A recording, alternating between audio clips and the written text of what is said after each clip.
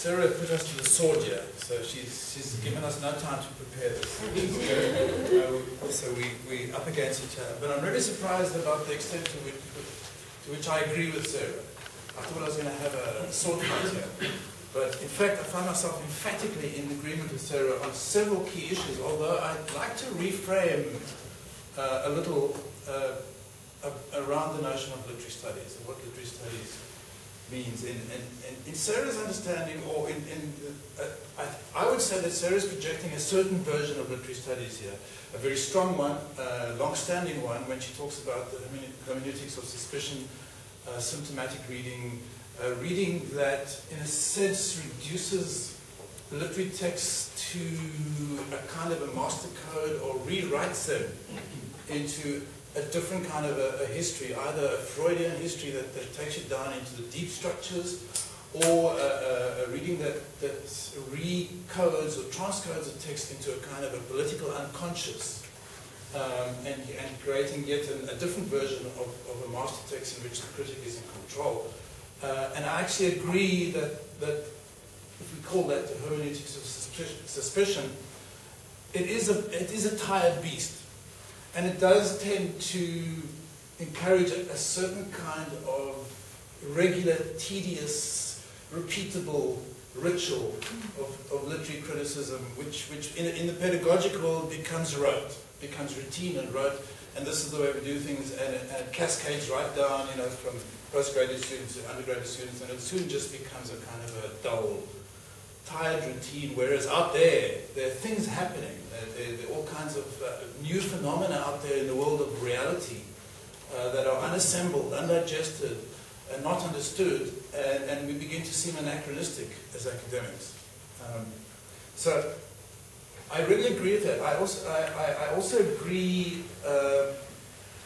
about the necessity to not plumb the depths so much as traverse the surface of what's going on out there. And to look at the surface, not necessarily so much through a hermeneutics of suspicion and a kind of a deathly analytical mind, but with a sense of surprise and wonder and with an appreciation of affect. I agree strongly with Sarah about the importance of affect. I agree strongly about making oneself open to the text. And I agree very strongly that we should attend to the text and what it is before we start doing our multiple acts of acrobatic transcoding, which in a sense elevate the critic once again to the final position of mastery. But I frame this entire need within literary studies. I frame it within a transformed notion of literary studies, because, as you know, or if you've heard me arguing, I was here last year making this argument, I believe that certain trends in the way we're conducting academic and scholarly study are shifting us right out of the frame of literary studies, or taking us right away from the book, in a sense taking us to a point where we only study books, literature, when they incidentally happen to be interesting to our other topics in cultural theory, when they incidentally support the point we're making in our other senses of public culture and so on. And I would like to argue that, well, I would try and sell you this, it's up to you to choose, that the prism for understanding the now and the edge, which are key concepts that Sarah works with and are concepts that I agree on, are emphatically important. The prism remains to an important extent the literary, not only the literary, but to an important extent the literary. So we've got to study public culture, cultural studies, and other epiphenomena, but we mustn't forget to survey the surface of the emerging literature, and that's the point. The point, and I agree also emphatically about the reduction of South African literature to the sorry triumvirate of Madar, Vladislavic, and Kutsera. And that is a sorry scene. There are hundreds of writers out there. There are fiction writers and novelists who just don't get read. There are poets who don't even exist except in the sort of publishers' warehouses, right? There are dramatists who even thinks about performance anymore. I mean, so there's a sort of a separation in the world of publishing, the world of festivals. I mean, next week is Wordfeest. See how many academics you see at Wordfeest next week. See how many public people, see how many publishers you see how many writers at large you see. I sometimes get the sense that academics aren't that much interested in literature anymore. In the real big scene of literature, the sort of uncontrollable, inaccessible, unmappable, big Sturm und Drang out there of what's going on, it's just too difficult to deal with. I agree with Sarah that you need to look for the surface elsewhere and away from just this antiquated notion of literary studies. But I'm saying transform literary studies. Make literary studies the place where we also don't neglect the many voices out there, because if we're looking for the affect and the reality of now, they're speaking and writing, they're performing poetry out there, they're publishing new books. I mean, there's a debate going on in the Mail and Guardian right now saying, we're publishing too many books, we're publishing too much rubbish. Daryl Oconee is saying, come on, let's stick to works like Fahrenheit 451, let's stick to the great stuff. And my answer to that, which will appear in the Mail and Guardian next week, is no, we need the entire traffic jam. We need everything that's down there in that traffic jam. We need the helicopter view. We need to sort of come down and look down on this big scene and the various accidents going on out there and the mess, and begin to map it. Right? But I'm saying, let's not forget literary studies. Let's transform literary studies. So I'll stop there. Thank you, Daniel. Thanks. This is a bit like one of those nightmares where you have to suddenly give a lecture on cement engineering. An off-the-cuff response to a paper I haven't seen by Sarah Nuttall. But fortunately, what you said did provoke a few thoughts, and they're a little bit random. I also found myself agreeing very, very strongly with what you were saying. So this is, in some ways, by way of addition, rather than to disagree. And I think something that we tend to forget is that the text is a thing, and I like that you sort of drew our attention back to that. It's a kind of a machine, that creates an illusion of meaning. But it's such a complicated machine that we have to come up with metaphors to describe it, because it's really difficult to say what the text is. So we come up with things like, a text has a surface, for instance. It doesn't really, You could just as well say a text is, I don't know, like a Rubik's Cube with multiple surfaces that keep shifting. Maybe it doesn't have a surface at all. We come up with ideas like symptoms. I mean, that's a metaphor. Yeah. The Greek word actually means like to fall together or something. It's associated with illness or disease. And we feel like, when we're looking at the symptoms, we're kind of doing what the doctor does, and not just the literary interpreter, which is finding the illness in the text in order to heal it. And I think we should be very suspicious of these. I think the metaphors are really useful up to a point, but then we forget that they're metaphors and we naturalize them. I think we, at a point in literary studies in South Africa, especially now, where we kind of need to really think these metaphors that we use so glibly and so easily. So for me, that's a really useful thing that you're doing here. But if we say that a symptom is a metaphor,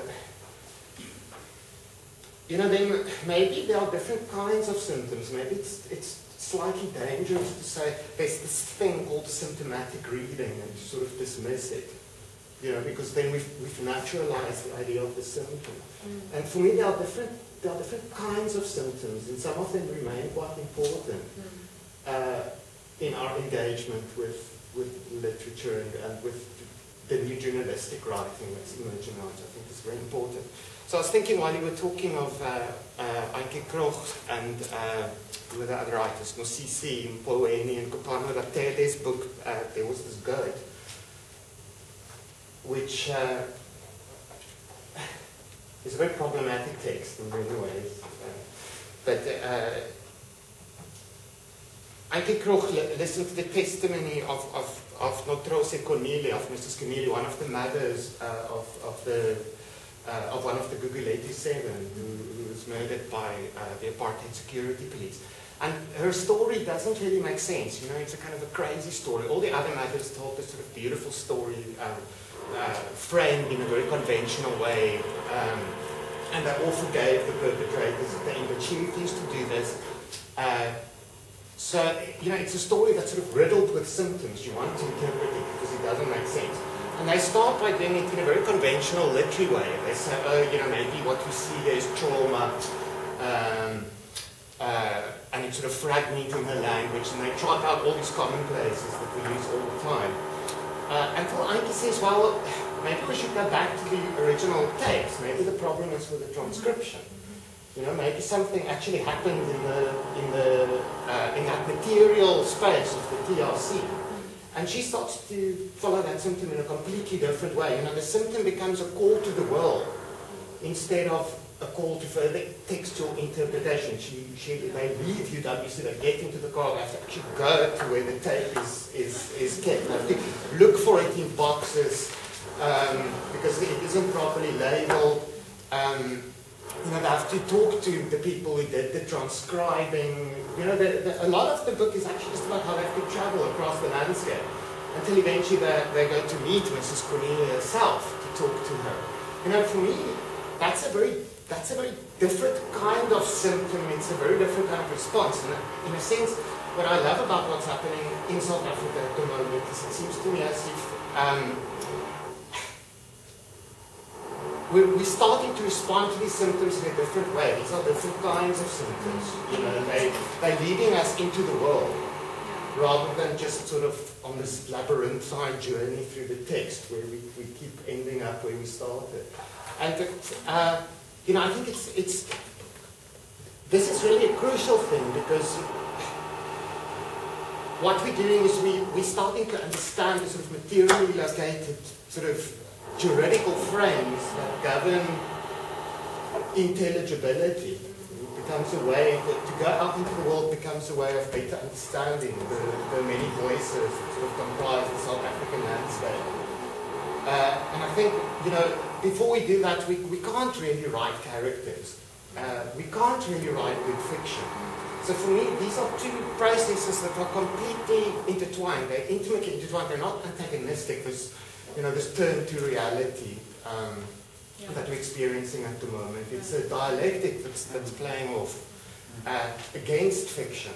And that's why I really, you know, when you think we need to be looking at sort of at reality and not just at literary text, or at attempts to understand what's actually going on, journalistic writing, more documentary kinds of genres. I think, you know, that's absolutely where we are in South Africa. And I also think that our need for these things is not so much, you know, it's a global phenomenon, this turn to reality, but I think we're also tailoring it to local conditions.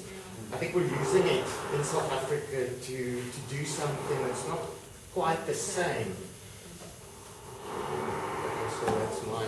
Thank you. You just want to make a further comment? I just forgot to make a final point about David Shield and Reality Anger, which is really a very worthwhile book to have a look at. I agree with Daniel. There's a dialectic there on the one end of going out into the world and following people around their travels and the real things that have happened to them.